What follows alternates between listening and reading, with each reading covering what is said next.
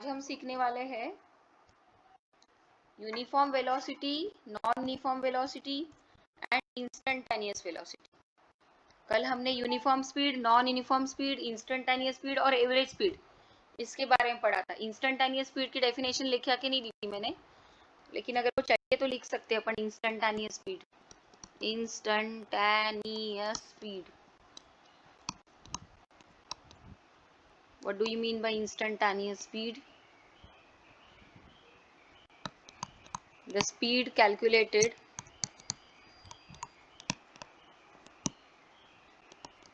for a very small interval of time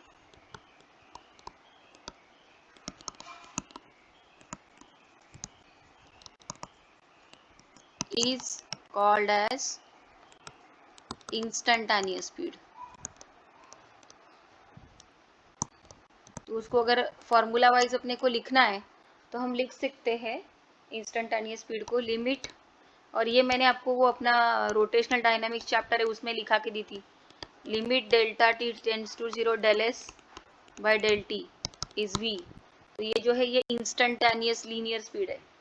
limit delta t tends to 0 del s by del t मतलब time interval इतना छोटा कि tending to 0 but not exactly 0, 0 के बहुत करीब यानी कि बहुत ही छोटा। तो ऐसे टाइम इंटरवल के लिए जब आप स्पीड कैलकुलेट करते हो तो उसको इंस्टेंटेनियस स्पीड कहते हैं। तो जब तुम्हारा पार्टिकल यूनिफॉर्म स्पीड में होता है तो उसकी इंस्टेंटेनियस स्पीड और एवरेज स्पीड सेम आती है, और जब पार्टिकल नॉन यूनिफॉर्म स्पीड में होता है तो उसकी इंस्टेंटेनियस स्पीड और एवरेज स्पीड अलग अलग आती है। और आज हम सीखने वाले हैं next uniform velocity. Uniform velocity. Now what do you mean by uniform velocity? अभी मैंने यूनिफॉर्म स्पीड नहीं बोला, यूनिफॉर्म वेलोसिटी बोला। तो सबसे पहले बेसिक क्राइटेरिया है कि यूनिफॉर्म वेलोसिटी में होने के लिए पार्टिकल की स्पीड यूनिफॉर्म होना जरूरी है। यूनिफॉर्म वेलोसिटी में होने के लिए पार्टिकल की स्पीड यूनिफॉर्म होना जरूरी है, और एज वेल एज पार्टिकल ने स्ट्रेट लाइन में चलना चाहिए। अब स्ट्रेट लाइन में क्यों चलना चाहिए? क्योंकि वो स्ट्रेट लाइन में चलेगा तो ही उसकी डायरेक्शन नहीं बदलेगी। तो यूनिफॉर्म वेलोसिटी में होने के लिए बेसिकली क्राइटेरिया ये है कि neither the magnitude of velocity changes nor the direction of velocity changes. Listen carefully now, when you will say that the particle is in a uniform velocity. अब आप ऐसा कब कहेंगे कि पार्टिकल यूनिफॉर्म वेलोसिटी में है? तो पार्टिकल यूनिफॉर्म वेलोसिटी में है ऐसा हम तब कहेंगे जब वेलोसिटी का magnitude as well as direction दोनों रिमेन्स सेम और दोनों रिमेन्स कांस्टेंट। तो हम लिखेंगे what do you mean by uniform velocity? A particle is said to have a particle is said to have uniform velocity if the magnitude of velocity, if the magnitude of velocity, जिसको हम लोग bracket में बोलते हैं speed, if the magnitude of velocity यानी कि bracket में लिखूंगी speed, and the direction of velocity both remains same। देखो क्या लिखा मैंने, पार्टिकल यूनिफॉर्म वेलोसिटी में है ऐसा हम तब कहेंगे जब वेलोसिटी का मैग्नीट्यूड यानी कि speed and direction of velocity both remain same. ना उसके वेलोसिटी का मैग्नीट्यूड बदलेगा ना उसके वेलोसिटी की डायरेक्शन बदलेंगी, तब हम कहेंगे कि पार्टिकल यूनिफॉर्म वेलोसिटी में है। और ये सिर्फ और सिर्फ इसी एग्जाम्पल में पॉसिबल है जब पार्टिकल तुम्हारा कांस्टेंट स्पीड में सीधे लाइन में चले। when the particle moves, example, when the particle moves with a constant velocity, with a constant speed बोलूंगी, when the particle moves with a constant speed in a straight line, in a straight line, when the particle moves with a constant speed in a straight line, only then you can say that the particle is in a uniform velocity। इसका हिंदी में translation बताती हूँ। कि particle uniform velocity में है ऐसा तब कहेंगे जब उसके वेलोसिटी का मैग्नीट्यूड और वेलोसिटी की डायरेक्शन दोनों नहीं बदलेंगे, दोनों सेम रहेंगे, मतलब दोनों नहीं बदलेंगे। तो ये तभी पॉसिबल है जब तुम्हारा पार्टिकल सीधे लाइन में यानी कि स्ट्रेट लाइन में कांस्टेंट स्पीड के साथ चले।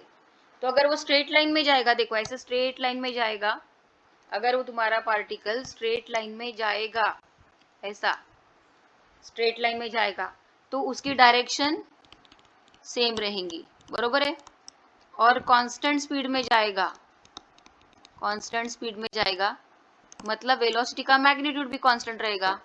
और इस एग्जांपल में मैं ऐसा बोलूंगी कि पार्टिकल यूनिफॉर्म वेलोसिटी में है। तो पार्टिकल जब यूनिफॉर्म वेलोसिटी में होता है तो उसको एक्सेलरेशन 0 होता है, याद रखना। जब पार्टिकल यूनिफॉर्म वेलोसिटी में होता है तो उसको एक्सेलरेशन 0 होता है, ठीक है। अब दूसरा, नॉन यूनिफॉर्म वेलोसिटी में है ऐसा कब करेंगे? When you will say that the particle has non uniform velocity, non uniform velocity, when you will say that the particle is in a non uniform velocity। तो अभी देखो यूनिफॉर्म वेलोसिटी में होने के लिए क्या चाहिए? वेलोसिटी का मैग्नीट्यूड और डायरेक्शन दोनों मेंटेन रखना चाहिए उसमें। फिर नॉन यूनिफॉर्म वेलोसिटी में है ऐसा हम कब कहेंगे? Either the magnitude of velocity changes और direction of velocity changes, either the magnitude of velocity changes or the direction of velocity changes, direction of velocity changes or both changes, मतलब दोनों बदलते। देखो क्या बोला, particle is said to have non-uniform velocity, either the magnitude of velocity changes or the direction of velocity changes or both changes। तो then the particle is said to have a non-uniform velocity if either the magnitude of velocity changes or the direction of velocity changes or both changes, then the particle is said to have non-uniform velocity। देखो अभी मैं इसका example बताती हूँ आपको। If either the magnitude of velocity changes or the direction of velocity changes or both changes, then the particle is said to have non uniform velocity. यानी जैसे कि अगर एक आधा पार्टिकल कांस्टेंट स्पीड में जा रहा है लेकिन ऐसे जिगजैग मैनर में जा रहा है, तो स्पीड भले ही कांस्टेंट है, जैसे वो 20 मीटर पर सेकंड इस कांस्टेंट स्पीड से चल रहा है, बट पहले ऐसा गया, फिर ऐसा गया, फिर ऐसे गया, फिर ऐसा गया, तो यहाँ पर उसकी स्पीड कांस्टेंट थी लेकिन डायरेक्शन क्या हो रही थी? बदल रही थी। तो मैं ऐसा बोलूंगी कि even though the magnitude of velocity यानी कि स्पीड कांस्टेंट है बट डायरेक्शन बदल रही है, तो ये नॉन यूनिफॉर्म वेलोसिटी का एग्जांपल हो गया। यहाँ पे direction changes and magnitude is constant, magnitude is constant. अब दूसरा एग्जांपल लेती हूँ कि यहाँ पे सीधे लाइन में चल रहा है, देखो ये एग्जांपल में सीधे लाइन में चल रहा, तो डायरेक्शन इज कांस्टेंट लेकिन मैग्नीट्यूड बदल रहा है कि पहले यहाँ से यहाँ तक जाते वक्त 20 मीटर पर सेकंड, फिर उसने स्पीड बढ़ा दी, अब 30 मीटर पर सेकंड से जा रहा, फिर और स्पीड बढ़ा दी, चेंज कर दी और स्पीड 40 मीटर पर सेकंड से जा रहा है। तो अभी मैग्नीट्यूड कांस्टेंट है क्या? बोलिए। बदल रहा है ना। तो देखो पहले वाले एग्जांपल में क्या कांस्टेंट था रे? मैग्नीट्यूड। काय का मैग्नीट्यूड? काय का मैग्नीट्यूड? वेलोसिटी का, वेलोसिटी का मैग्नीट्यूड। हाँ, और क्या बदल रहा था? और क्या बदल रहा था पहले वाला एग्जांपल? डायरेक्शन। तो फिर ये यूनिफॉर्म वेलोसिटी का एग्जांपल था क्या? नहीं, एक था non uniform velocity. Second example में क्या बदल रहा था और क्या कांस्टेंट था? Direction Direction constant direction constant तो environment बदल रहा देखो ना, देखो डायरेक्शन, अभी डायरेक्शन कांस्टेंट है, ये हमें कैसे पता चला रे? क्योंकि पार्टिकल स्ट्रेट लाइन में चल रहा है। स्ट्रेट लाइन में चल रहा है, राइट।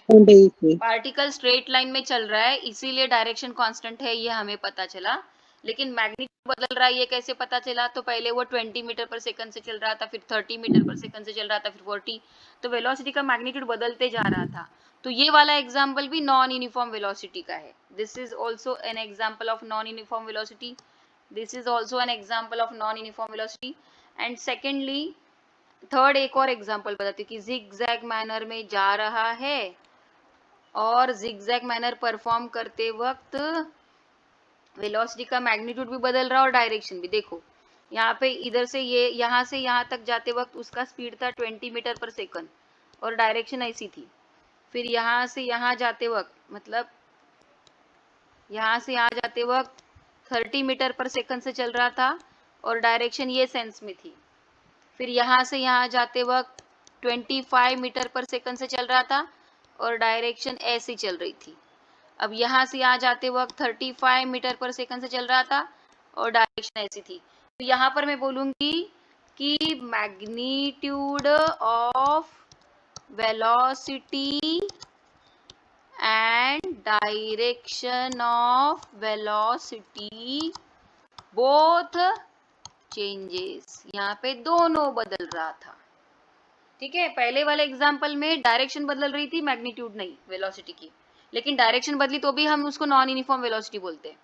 दूसरे एग्जाम्पल में डायरेक्शन कांस्टेंट थी और मैग्नीट्यूड ऑफ वेलोसिटी बदल रहा था, तो मैग्नीट्यूड बदली वेलोसिटी की तभी भी हम उसको नॉन यूनिफॉर्म वेलोसिटी बोलते हैं। तीसरे एग्जाम्पल में मैग्नीट्यूड ऑफ वेलोसिटी और डायरेक्शन ऑफ वेलोसिटी दोनों बदल रहे थे, कभी 20 मीटर पर सेकंड से जा रहा है तो कभी 30 मीटर पर सेकंड से जा रहा है तो कभी 25 से जा रहा है तो कभी 35 से जा रहा है। मतलब क्या हो रहा है, मैग्नीट्यूड ऑफ वेलोसिटी क्या होते जा रहा है, बदलते जा रहा है। और कभी ये डायरेक्शन में जा रहा है तो कभी ऐसे डायरेक्शन में जा रहा है तो कभी ऐसे डायरेक्शन में जा रहा है, लाइक दैट। तो जिगजैग मैनर में जा रहा है तो डायरेक्शन भी बदल रही है। तो ये भी तीसरा वाला एग्जाम्पल काहे का हो गया, नॉन यूनिफॉर्म वेलोसिटी। तो ये तीनों भी एग्जाम्पल नॉन यूनिफॉर्म वेलोसिटी के हैं, और इसीलिए हम लोग ने नॉन यूनिफॉर्म वेलोसिटी का कंसेप्ट बोला है। क्या बोला है कंसेप्ट? कि if the either the magnitude of velocity changes or the direction of velocity changes or both changes, then the particle is said to have non uniform velocity. ये clear हो गया? बोलो क्लियर हो गया क्या? Yes ma'am. Yes. और हाँ, Yes, ma'am. और इसके ऊपर जो मैंने यूनिफॉर्म वेलोसिटी का क्राइटेरिया लिखा के दिया है, a particle is said to have uniform velocity if the magnitude of velocity and the direction of velocity both remain same, मतलब both constant रहेंगे, तब पार्टिकल यूनिफॉर्म वेलोसिटी में है, ऐसा बोलेंगे। तो एग्जाम्पल दिया था, when the particle moves with a constant speed in a straight line। तो ये ऊपर वाले एग्जाम्पल में देखो, पार्टिकल सीधे लाइन में चल रहा था और कांस्टेंट स्पीड के साथ चल रहा था। तो स्पीड जैसे 20 मीटर पर सेकंड से चल रहा है, तो थ्रू आउट द मोशन वो 20 मीटर पर सेकंड के साथ ही चल रहा है, इसलिए उसकी स्पीड कांस्टेंट थी। और स्ट्रेट लाइन में चल रहा है इसलिए डायरेक्शन भी कांस्टेंट थी, और इसलिए वो वाला एग्जांपल यूनिफॉर्म वेलोसिटी का एग्जांपल था। तो मैंने आपको कल यानी अभी बोला कि यूनिफॉर्म वेलोसिटी का सिर्फ और सिर्फ एक ही एग्जांपल होता है, कौन सा? जब पार्टिकल कांस्टेंट स्पीड के साथ सीधे लाइन में चले। ये ध्यान में रखना, दिमाग में फिट रखो। युनिफॉर्म वेलोसिटीचा एकच एक्झाम्पल असू शकतो, ओनली अँड ओनली की जर पार्टिकल स्ट्रेट लाइन मध्ये कॉन्स्टंट स्पीडने जात असेल. when the particle moves in a straight line with a constant speed, then I will say that the particle is in a uniform velocity. ठीक है, तो ये यूनिफॉर्म वेलोसिटी हो गया, नॉन यूनिफॉर्म वेलोसिटी हो गया। अब आएंगे एवरेज वेलोसिटी, अगला पॉइंट आएगा। जैसे हम लोग ने एवरेज स्पीड निकाला था ना, अब हम एवरेज वेलोसिटी निकालेंगे। एवरेज वेलोसिटी, तो आपको कल याद होगा कि मैंने एवरेज स्पीड की डेफिनेशन क्या बताई थी? The total distance travelled upon total time taken. देखो एवरेज स्पीड की डेफिनेशन मैंने बताई थी दैट, और उसके 3 फॉर्मूले भी बताए थे। The total distance travelled upon total time taken is called average speed. तो एवरेज वेलोसिटी की डेफिनेशन देखो क्या है। अभी इसमें टोटल डिस्टेंस ट्रेवल्ड नहीं बोलूंगी मैं, टोटल डिस्प्लेसमेंट ट्रेवल्ड मैं इसको बोलूंगी total displacement traveled by total distance traveled by the particle, the ratio of, ऐसा बोलना चाहिए अपने को, the ratio of total displacement traveled by the particle to the total time taken, ऐसा होना चाहिए अपना. एक मिनट.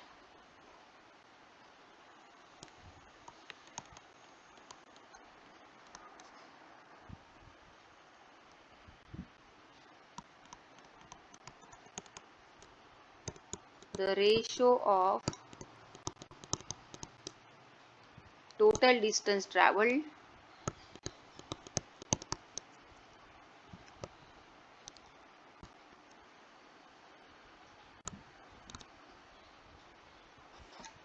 the ratio of, जाने दे ऊपर लिखती हूँ, the ratio of total displacement traveled by the particle to the total time taken, है ना.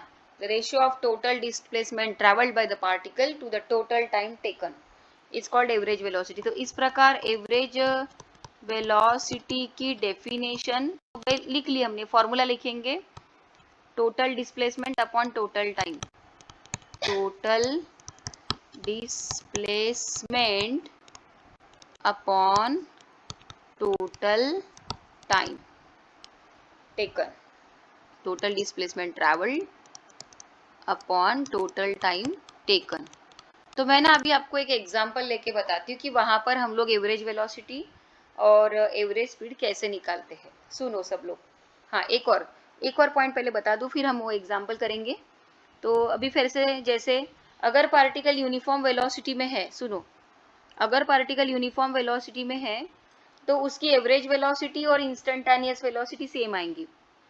और अगर पार्टिकल नॉन यूनिफॉर्म वेलोसिटी में है, नॉन यूनिफॉर्म वेलोसिटी में, तो उसकी इंस्टेंटेनियस वेलोसिटी और एवरेज वेलोसिटी अलग अलग आएंगी. जैसा पॉइंट तुम्हारा वो यूनिफॉर्म स्पीड में था ना, वैसा ही अगर पार्टिकल यूनिफॉर्म वेलोसिटी में है तो उसकी एवरेज वेलोसिटी और इंस्टेंटेनियस वेलोसिटी सेम आएंगी.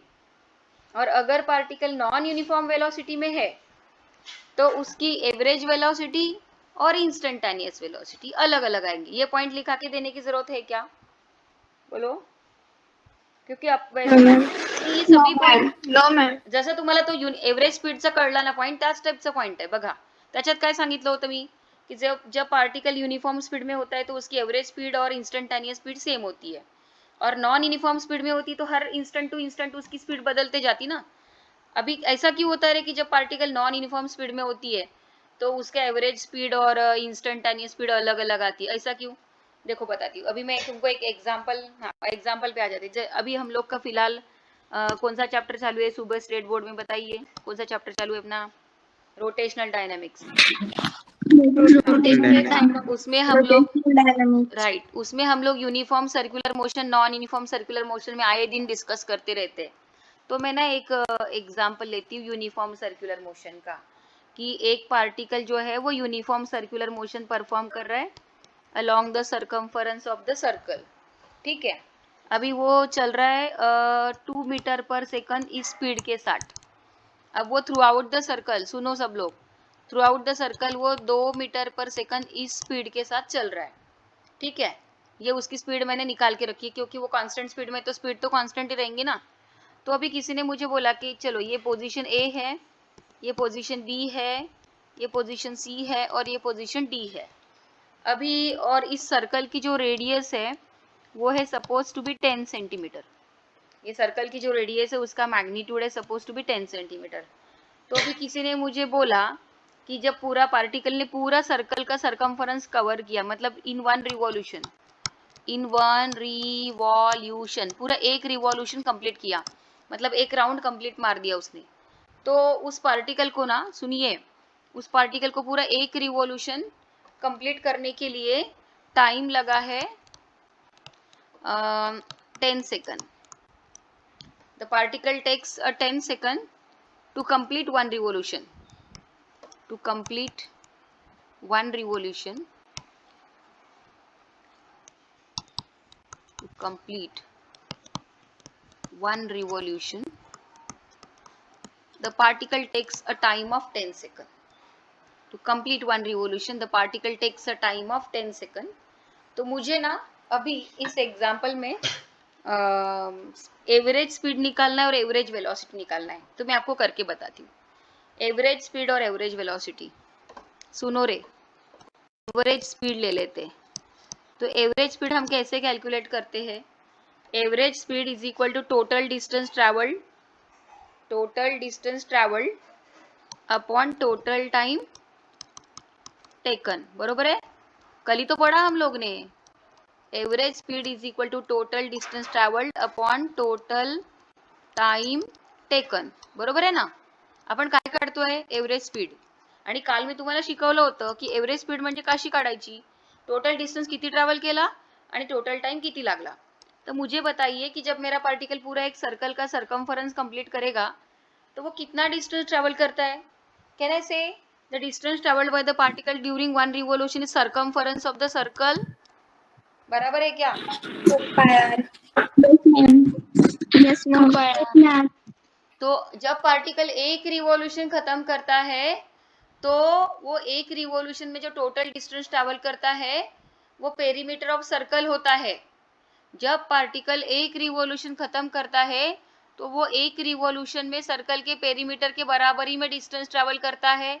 वो कितना होता है पेरीमीटर ऑफ सर्कल? बोलिए कितना होता है? 2 पाई आर. और मैंने इस एग्जाम्पल में क्या बोला कि उसको एक रिवॉल्यूशन खत्म करने के लिए कितना टाइम लगा था? 10 सेकंड. 10 seconds. Okay 10 seconds. ठीक है ना. तो अब देखो मैं यहाँ पे इसको कैलकुलेट कर रही हूँ 2 पाई आर अपॉन 10. तो इन्होंने सर्कल की रेडियस दी है 10 सेंटीमीटर. तो मैं आर की वैल्यू डाल देती हूँ 10 और टाइम भी था 10. देखो टाइम भी 10 था और रेडियस भी 10 थी. तो ये गया और मुझे स्पीड मिली है 2 पाई. अब पाई की वैल्यू अगर आप 3.14 डाल दो तो 6.28 सेंटीमीटर पर सेकंड ये मुझे मिली. क्या मिली? Average speed. देख लो रे, एक रिवॉल्यूशन में मुझे एवरेज स्पीड मिली है 2 पाई सेंटीमीटर पर सेकंड और पाई की वैल्यू अगर 3.14 में डाल दूं तो 3.14 पाई की वैल्यू डालने के बाद वो कैलकुलेशन हुआ है 6.28 सेंटीमीटर पर सेकंड. बराबर है क्या? बोलो बराबर है क्या? हाँ. Yes, ma'am. ये मैंने क्या निकाला है रे? क्या निकाला मैंने? ये Average speed. Average. Average speed. सुनो अभी इसी एग्जाम्पल में मैं एवरेज वेलोसिटी निकालने जा रही हूँ. Average velocity. अब just now I told you the concept of average velocity. It is the total displacement travelled upon total time taken. अब देखो टोटल डिस्प्लेसमेंट बोलूंगी, अभी टोटल डिस्टेंस नहीं बोलूंगी. Total displacement travelled in one revolution upon total time taken in one revolution. एक revolution करायला किती वेळ लागला आणि एका रिवॉल्यूशन मध्ये किती डिस्प्लेसमेंट झालेला होता. एक रिवॉल्यूशन किती करायला किती टाइम लागला? 10 सेकंड. और एक रिवॉल्यूशन में उसका डिस्प्लेसमेंट कितना हुआ? Let us check now. 0. Very good. 0. हाँ ये मैंने शुरुआत में बताया था, याद है आपको? राइट. जब हाँ तो सुनो ना, अभी ये बेसिक टर्म्स इन फिजिक्स जब पढ़ाया था मैंने ये बारीक बारीक चीजें बहुत रिस्क उठा के आपको पढ़ाई थी. रिस्क उठा के बोले तो काइनेमेटिक्स के बेसिक कंसेप्ट्स मैंने आपको रिस्क उठा के शुरुआत में बताए थे. मैं बता नहीं सकती कि कितनी बड़ी रिस्क मैंने उठाई थी उस वक्त, क्योंकि काफी लोगों को काइनेमेटिक्स दिमाग के ऊपर से जाता है. तो वो काइनेमेटिक्स दिमाग के ऊपर से इसलिए जाता है क्योंकि उनको फिर ये सब कहा है what do you mean bye acceleration और यूनिफॉर्म एक्सीलरेशन, फिर नॉन यूनिफॉर्म एक्सीलरेशन, फिर यूनिफॉर्म वेलोसिटी, फिर नॉन यूनिफॉर्म वेलोसिटी, फिर जीरो एक्सीलरेशन, फिर इनर्शिया. बहुत कुछ है, समझना पड़ता है. तो देखो हम हाँ तो मैंने अभी यहाँ मैं बताने जा रही हूँ कि जब पार्टिकल एक रिवॉल्यूशन कंप्लीट करता है तो उसका डिस्प्लेसमेंट कितना होता है. तो देखो हमारे डिस्प्लेसमेंट की डेफिनेशन पहले मैं आपको याद दिला देती हूँ. डिस्प्लेसमेंट की डेफिनेशन कहती है the shortest distance between the initial and the final position. The shortest distance between the initial and the final position is called as a displacement. तो मेरा पार्टिकल ना पोजीशन ए से निकला था, सुनो रे, ए से निकला था, ए से निकला था, ए से निकल के घूम के फिर से ए पे आया है। तो जहां से निकला था वहीं पे आया है, जहां से निकला था वहीं पे आया है। तो इनिशियल पोजीशन भी वही है और फाइनल पोजीशन भी वही है। तो बताओ इनिशियल और फाइनल के बीच में उसने कुछ डिस्प्लेसमेंट किया क्या? नाही. जिथून निघाला No, ma'am. बघा मराठीमध्ये सांगते, जिथून निघाला, ऐका रे मुलांनो, जिथून निघाला तिथेच तो परत आला एक राऊंड मारून, जिथून निघाला तिथेच परत आला. तर त्याची इनिशियल लोकेशन पण तीच आहे आणि फायनल पण लोकेशन तीच आहे. याचा अर्थ काय की त्यांनी इनिशियल आणि फायनल मध्ये काहीच डिस्टन्स कव्हर नाही केलं, म्हणजे त्याचं शॉर्टेस्ट डिस्प्लेसमेंट त्या ड्युरिंग वन रिव्होल्युशन झालेलं आहे 0.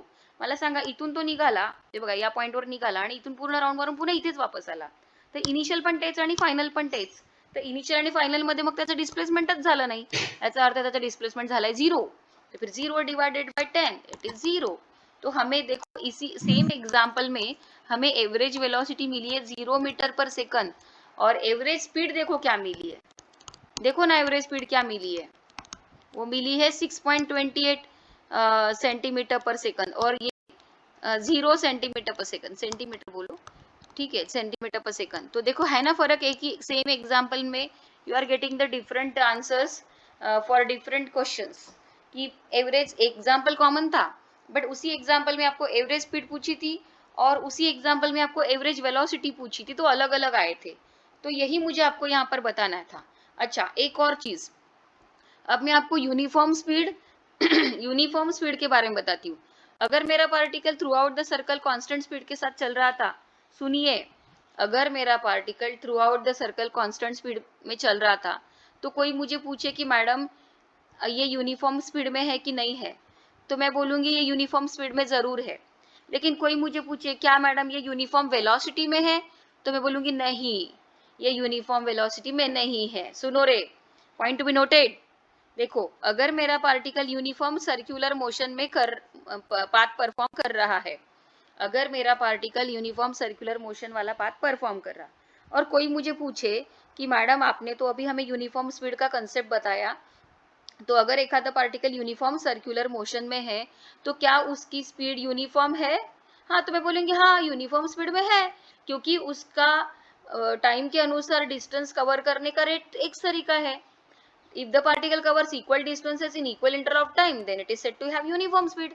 तो हमारा particle throughout the circular motion, अगर वो यूनिफॉर्म सर्कुलर मोशन में है तो वो यूनिफॉर्म स्पीड में है.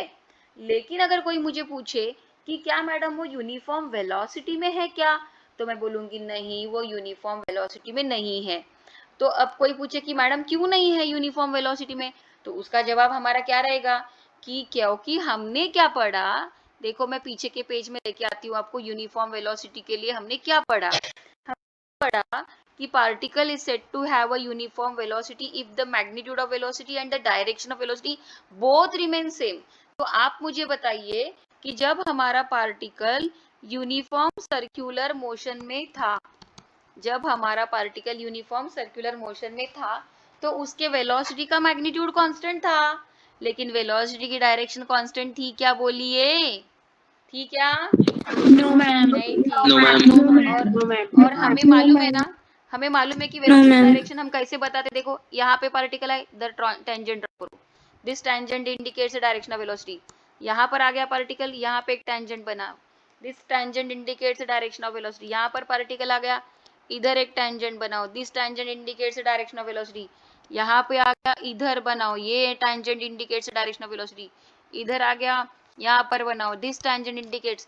तो हर बार उसकी जो टेंजेंट है वो हर बार अलग अलग दिशा में आ रही है. तो अगर हमारा पार्टिकल यूनिफॉर्म सर्कुलर मोशन में है तो इवन दो द वेलोसिटी का मैग्नीट्यूड कांस्टेंट है but the direction of velocity changes and hence the particle will not have a uniform velocity. म्हणजे जेव्हा तुमचा पार्टिकल युनिफॉर्म सर्क्युलर मोशन मध्ये आहे तर तुम्हाला असं म्हणू शकता की पार्टिकल युनिफॉर्म स्पीड मध्ये आहे, पण तुम्ही असं नाही म्हणू शकत की पार्टिकल युनिफॉर्म वेलोसिटी मध्ये आहे. तुम्हाला म्हणावं लागेल की पार्टिकल नॉन युनिफॉर्म वेलोसिटी मध्ये आहे. तो कोणी मला सांगू शकतो, can somebody give me the answer, की मी असं का म्हणेल की तो पार्टिकल नॉन युनिफॉर्म वेलोसिटी मध्ये आहे? कौस्तुभ शहाणे, Can you give me the answer? If the particle is, even though it is in a uniform circular motion, why are you saying that it is not having a uniform velocity, it is having a non-uniform velocity? Please explain.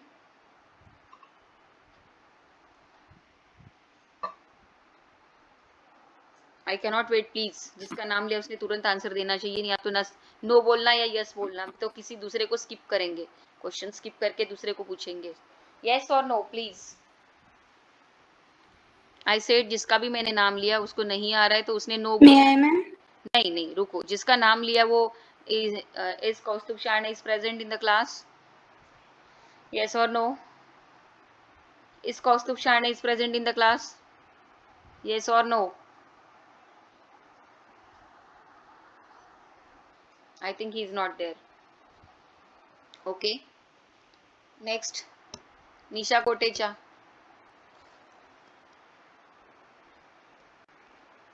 Nisha Kotecha.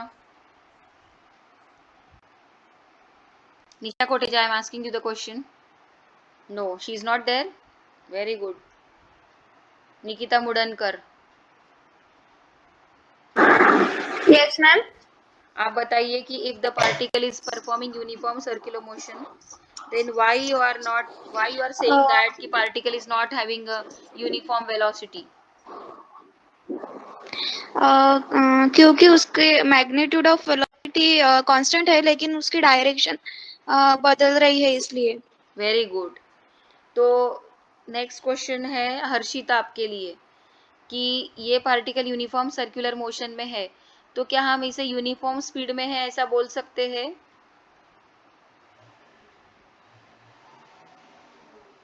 Uniform speed में ऐसा yes ma'am. क्यों बोल सकते हैं फिर? Ma'am एक बार question repeat कीजिए please. अगर पार्टिकल यूनिफॉर्म सर्कुलर मोशन में है तो वो यूनिफॉर्म स्पीड में है ऐसा हम कह सकते हैं क्या? नो मैम, क्योंकि मैग्नीट्यूड ऑफ वेलोसिटी कांस्टेंट है, लेकिन मैं डायरेक्शन ऑफ वेलोसिटी बदल रही है. अरे डियर, तो मैं क्वेश्चन पूछी क्या कि यूनिफॉर्म स्पीड में है ऐसा बोल सकते हैं क्या? यूनिफॉर्म स्पीड में बोल सकते हैं. तो तुम नो क्यों बोल रहे हो फिर? यूनिफॉर्म स्पीड में ऐसा बोल सकते हैं ना हम लोग. सबको कॉमनली सवाल पूछ रही हूँ, यूनिफॉर्म स्पीड में ऐसा बोल हाँ, नहीं मैम. सकते क्या? Yes ma'am. Yes, ma'am. तो यूनिफॉर्म स्पीड में ऐसा हम बोलेंगे, यस मैम. लेकिन यूनिफॉर्म वेलोसिटी में नहीं है वो. यूनिफॉर्म स्पीड में है लेकिन यूनिफॉर्म वेलोसिटी में नहीं है, क्योंकि वेलोसिटी यूनिफॉर्म वेलोसिटी में होने के लिए मैंने क्या बोला था याद है आपको? एक आधा पार्टिकल यूनिफॉर्म वेलोसिटी में सिर्फ तभी होता सकता है जब भी वो सीधे लाइन में चले और कांस्टेंट स्पीड के साथ चले. तो यहाँ पर तुम्हारा पार्टिकल कांस्टेंट स्पीड के साथ तो चल रहा है, लेकिन सीधे लाइन में चल रहा है क्या? नहीं चल रहा ना, सर्कल में चल रहा है वो. तो ये यूनिफॉर्म वेलोसिटी में नहीं है, लेकिन स्पीड कांस्टेंट है ना, तो यूनिफॉर्म स्पीड बोल सकते हो. Are you agree? Yes ma'am. Yes ma'am. Okay. तो अभी इस एग्जांपल में हमारी इंस्टेंटेनियस स्पीड और एवरेज स्पीड सेम आएंगी क्या? बताइए. इंस्टेंटेनियस स्पीड और एवरेज स्पीड सेम आएंगी क्या? Yes ma'am. अरे आएंगी. नो क्यों आएंगी? आएंगी क्योंकि अरे मी आताच तर डिक्लेअर केलं की पार्टिकल युनिफॉर्म स्पीड मध्ये आहे, तर मी तुम्हाला लिहून पण दिलं की जेव्हा पार्टिकल युनिफॉर्म स्पीड मध्ये असतो तब उसकी एवरेज स्पीड और इंस्टेंटेनियस स्पीड सेम आती है. तो यहाँ पे भी इंस्टेंटेनियस स्पीड और एवरेज स्पीड सेम आएंगी क्योंकि वो यूनिफॉर्म स्पीड में है. लेकिन अब दूसरा सवाल, क्या यहाँ पर इंस्टेंटेनियस वेलोसिटी और एवरेज वेलोसिटी सेम आएंगी?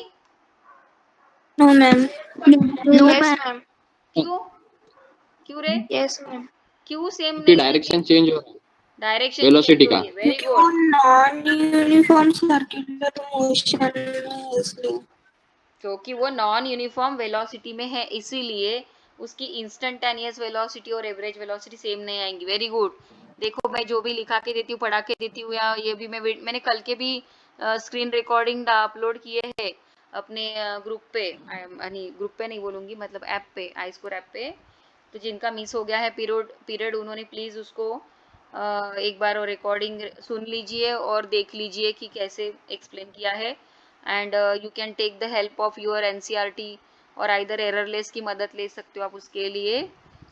तो थोड़ा प्लीज़ गो थ्रू दैट, क्योंकि थोड़ा टॉपिक टफ है, I agree with this, the topic is quite tough to understand, क्योंकि मैं हाई लेवल पे थोड़ा सा जा रही हूँ आपका, क्योंकि अगर अभी मैं आपकी लेवल नहीं बढ़ाती ना तो फिर आगे आपकी सोचने की एबिलिटी कम हो जाएंगी। मुझे आपको रिस्क उठा के, देखो मैं बहुत बड़ी रिस्क उठा के आपको ये लेसन पढ़ा रही हूँ, तो आप बोलेंगे मैडम काहे की रिस्क तो हम ले रहे हैं पढ़ने की, तो तुम लोग नहीं ले रहे हो रिस्क तो मैं ले रही हूँ। काहे की, क्योंकि ये टॉपिक ऐसा आहे, कायनामॅटिक्स जनरली पटकन कोणी हात लावत नाही। कायनामॅटिक्स मध्ये मुलांना आधी थोडं मगअप होऊ देतात, तर मी थोडंसं तुम्हाला ब्रेन वॉश, आधीच बेसिक टर्म्स इन फिजिक्स शिकवलं तेव्हा थोडा ब्रेन वॉश केला होता।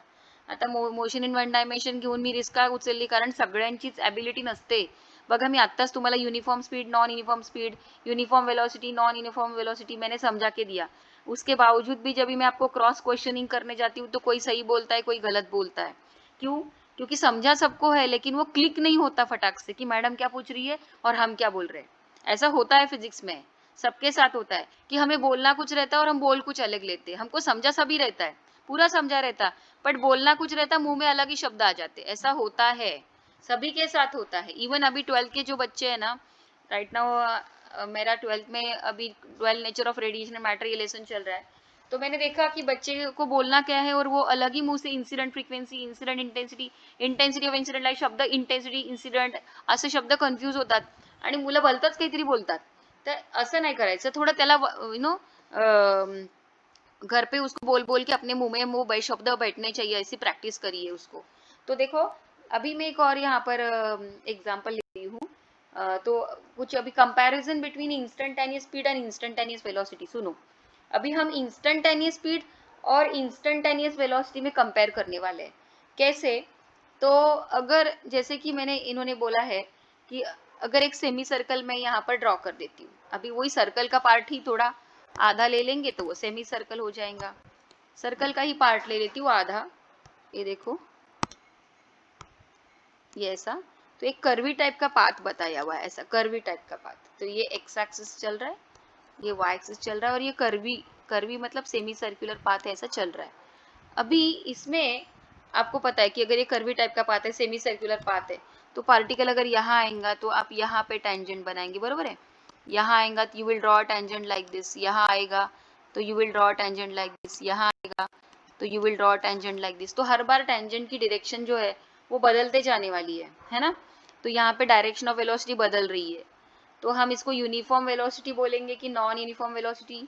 Of course non uniform velocity बोलेंगे, हाँ, क्योंकि डायरेक्शन बदल रही है, राइट। अभी मुझे एक बात बताइए कि अगर मैंने वही अभी फिर से वही यूनिफॉर्म सर्कुलर मोशन का ही एग्जांपल है, तो ये भी आधा सेमी सर्कल मैंने बनाया है, तो यहाँ पर अगर तुम्हारा पार्टिकल ये आधा सर्कल यानी कि सेमी सर्कल को कवर करते हो, अगर उसकी स्पीड कांस्टेंट है, तो आप बोलेंगे कि मैडम ये यूनिफॉर्म सर्कुलर मोशन में, यहाँ पे भी बोलेंगे तो उसकी स्पीड यूनिफॉर्म है, हाँ, लेकिन उसकी वेलोसिटी यूनिफॉर्म नहीं है, क्योंकि वेलोसिटी का मैग्नीट्यूड कांस्टेंट है बट वेलोसिटी की डायरेक्शन बदल रही है, इसलिए आप उसको बोलेंगे कि ये नॉन यूनिफॉर्म वेलोसिटी में है। तो वही एग्जांपल हुआ जो मैंने ऊपर सर्कल में लेके बताया, वही उन्होंने आधा सर्कल लेके कवर किया, मतलब वो फिर से वही पॉइंट रिपीट हो रहा है। तो एक चीज यहाँ पर मैं बताना चाहती हूँ कि the magnitude of instantaneous velocity is called as instantaneous speed. देखो, द मैग्नीट्यूड ऑफ instantaneous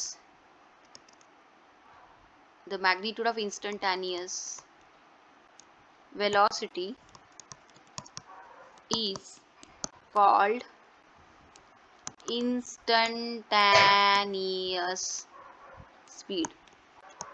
अब मैं ना क्या करती हूँ, इस एग्जांपल को थोड़ा चेंज कर देती हूँ कि ये पार्टिकल ऐसा सेमी सर्कल में चल रहा लेकिन नॉन यूसीएम में चल रहा है।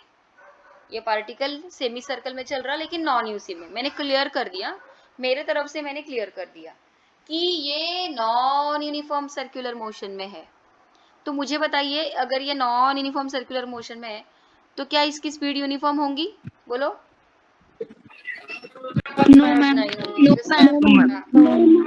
नॉन यूनिफॉर्म सर्कुलर मोशन में है, मतलब वो इनडायरेक्टली नॉन यूनिफॉर्म स्पीड में है। मतलब यहाँ पर वेलोसिटी का मैग्नीट्यूड बदल रहा, और सर्कल में होने की वजह से वेलोसिटी की डायरेक्शन भी बदल रही है। तो ये नॉन यूनिफॉर्म स्पीड में है, ये तो क्लियर हो गया। अब दूसरा सवाल कि ये यूनिफॉर्म वेलोसिटी में है कि नॉन यूनिफॉर्म वेलोसिटी में है?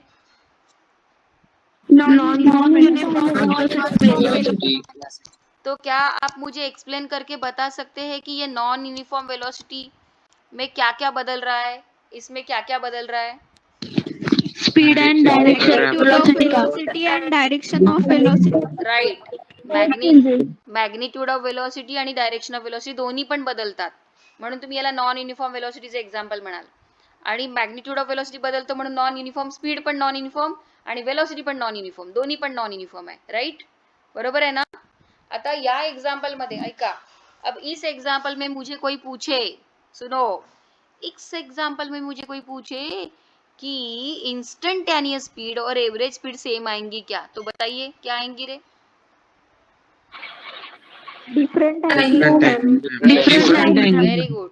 इंस्टेंट. हाँ, तो क्या मुझे आप इसका एक्सप्लेनेशन दे सकते हो? अमन सहारकर, आता सगळे नका बोलू कोरस मध्ये. अमन सहारकर, क्या मुझे आप इसका एक्सप्लेनेशन दे सकते हो? देखो मैंने सवाल क्या पूछा था, सुन लो अमन. अमन सुन लो पहले सवाल, मैंने क्या पूछा था? क्या इस एग्जाम्पल में इंस्टेंटेनियस स्पीड और अमन, क्या इस एग्जाम्पल में Yes, ma'am. इंस्टेंटेनियस स्पीड और एवरेज स्पीड सेम है क्या? तो बच्चों ने जवाब दिया कि नहीं है. तो अभी मेरे को ये बताओ कि इन्होंने क्यों जवाब दिया कि नहीं है? मैम एवरेज स्पीड इसलिए नहीं है क्योंकि उसका वो डिफरेंट हो रहा है टेंजेंशियल वेलोसिटी की वजह से. सिर्फ डायरेक्शन बदलने की वजह से हो रहा है क्या? मैग्नीट्यूड भी चेंज हो रहा है मैम. हाँ, that is the point, that is the point कि ये particle non uniform circular motion में, तो उसकी स्पीड यूनिफॉर्म नहीं है. और स्पीड यूनिफॉर्म नहीं है तो हर, अभी माइक ऑफ कर दीजिए. स्पीड युनिफॉर्म नाही है तो हर इन्स्टंट पे उसका मॅग्निट्यूड बदलेगा. हर इन्स्टंट म्हणजे त्याला काय म्हणतात, हर मोमेंट पे, हर मोमेंट पे पहले कुछ अलग ही होगा 2 मीटर पर सेकंड, बाद में कुछ अलग ही होगा 3 मीटर पर सेकंड, उसके बाद कुछ अलग ही होगा 4 मीटर पर सेकंड. Are you getting? की तो नॉन युनिफॉर्म सर्क्युलर मोशन मध्ये आहे, तर त्याच्या वेलोसिटीचं मॅग्निट्यूड कॉन्स्टंट नाहीये. तर इन्स्टंट टू इन्स्टंट त्याची वेलोसिटीचं मॅग्निट्यूड बदलतंय. इंस्टेंट टू इंस्टेंट उसके वेलोसिटी का मैग्नीट्यूड बदलते जा रहा है. इसलिए इंस्टेंटेनियस स्पीड और एवरेज स्पीड सेम नहीं आएंगे. नॉन यूनिफॉर्म स्पीड में है ना, तो इसीलिए instantaneous speed and average speed are not same. Instantaneous, एवढा मोठा वर्ड लिहायला खूप वेळ लागतो रे. इन्स्टंट शॉर्ट मध्ये लिहू, instantaneous speed and average speed are same or not same? different, Are not same. Okay. different, not same. Not same. हाँ ठीक है, नॉट सेम बोलो, डिफरेंट बोलो, चलेगा. अच्छा, अभी देखो तुम्हारी आईक्यू लेवल बढ़ा रही हो कि नहीं, बराबर बढ़ रही ना आईक्यू लेवल. सोचने की एबिलिटी बढ़ाना है मेरा काम. अगला पॉइंट है नॉन यूनिफॉर्म वेलोसिटी में. सुनो रे, नॉन यूनिफॉर्म वेलोसिटी ये भी क्लियर हो गया. नॉन यूनिफॉर्म वेलोसिटी में इसलिए क्योंकि वेलोसिटी का मैग्नीट्यूड भी बदल रहा था और डायरेक्शन भी बदल रही थी. वेलोसिटीचं मॅग्निट्यूड पण बदलत होतं आणि डायरेक्शन पण बदलत होती. आपण काय शिकलो? Particle is said to have a non uniform velocity, either the magnitude of velocity changes or the direction of velocity changes or both changes. तो यहाँ पे बोथ चेंजेस, वेलोसिटी भी बदल रहा और डायरेक्शन भी बदल रहा. तो इसलिए ये भी नॉन यूनिफॉर्म वेलोसिटी का एग्जाम्पल है. और ऊपर वाला भी नॉन यूनिफॉर्म वेलोसिटी का ही एग्जाम्पल था. सुने क्या? हालांकि पार्टिकल ऊपर के केस में पार्टिकल यूसीएम में था, यूसीएम में था. देखो ऊपर वाले एग्जाम्पल में पार्टिकल यूसीएम में था, तो यूनिफॉर्म स्पीड थी, स्पीड यूनिफॉर्म थी. स्पीड युनिफॉर्म थी, लेकिन वेलोसिटी युनिफॉर्म नहीं थी. युनिफॉर्म स्पीड होती पण नॉन युनिफॉर्म वेलोसिटी होती. कळलं का? वरच्या एक्झाम्पल मध्ये स्पीड युनिफॉर्म Yes, होती ma'am. बघा, वरच्या एक्झाम्पल मध्ये स्पीड युनिफॉर्म होती पण वेलोसिटी नॉन युनिफॉर्म होती. आणि खालच्या एक्झाम मध्ये दोन्ही पण नॉन युनिफॉर्म आहे, स्पीड पण नॉन युनिफॉर्म आणि वेलोसिटी पण नॉन युनिफॉर्म. मग आता या एक्झाम्पल मध्ये इन्स्टंटेनियस वेलोसिटी आणि एव्हरेज वेलोसिटी सेम असेल का? No, ma'am. Instantaneous No, velocity ma'am. No, ma'am. and average velocity are not same. Velocity are not same. Aditya बामनोटे, आहात का तुम्ही क्लासमध्ये? Are you there? Aditya Bamnote, are you there? Are you there Aditya? है क्या रे वो क्लास में?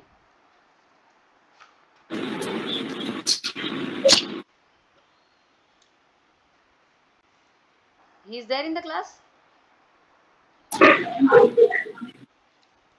नहीं है? देखो तो सही. He is not there. बापा बापा, टाइम व्हायच्या आधीच फटाफट फटाफट लेफ्ट करायला लागले पोरं. एवढी काय गडबड असते रे तुम्हाला? कोण कुत्रा मागे लागलेला असतो तुमच्या? इधर पीरियड खत्म नहीं हुआ कि उधर लेफ्ट करना चालू कर देते, जैसे इनके कोई पीछे ही पड़ा हुआ है. Aditya Bamnote is not there in the class. Okay, अब इसके अगला पॉइंट है हमारा एसिलरेशन. यूनिफॉर्म एसिलरेशन और नॉन यूनिफॉर्म एसिलरेशन, उसके लिए मुझे पूरा एक पीरियड लगेगा. ठीक है ना? तो यहाँ पे ये थ्योरी जो पार्ट है वो थोड़ा ब्रेक लगा देती हूँ थ्योरी पार्ट को.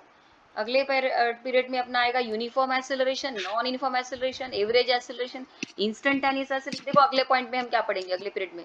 Uniform acceleration, non uniform acceleration, average acceleration, instantaneous acceleration और पोजीशन टाइम ग्राफ और उसके ग्राफिकल एनालिसिस. बहुत बढ़िया पीरियड है. अगला पीरियड 1 नंबर पीरियड है, उससे वहां से मिस नहीं करना.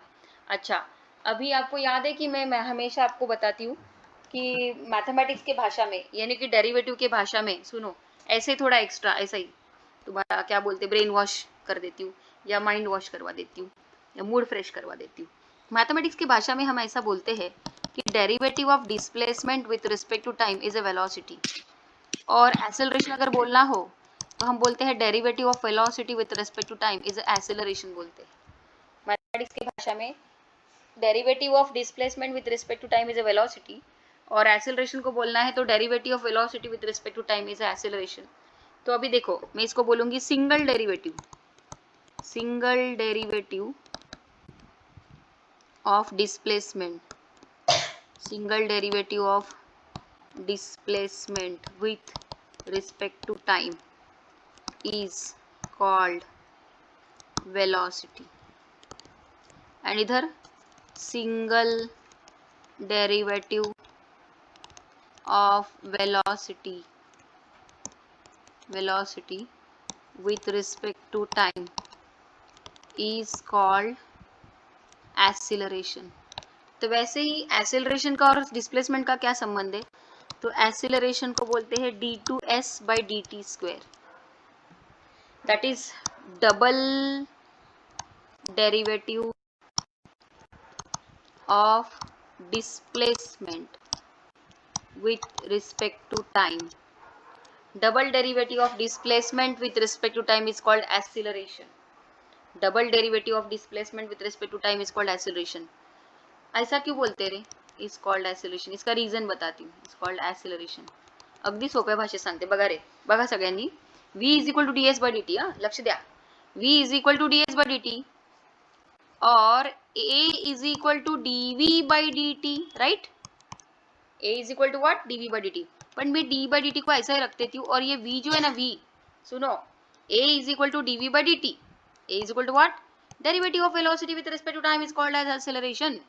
तो a is equal to what? dv by dt. पर v की जगह पे मैं अगर ds by dt इसको उठा के यहाँ पर v की जगह पे डाल दूं, देखो d by dt of ds by dt ऐसा बोलते उसको.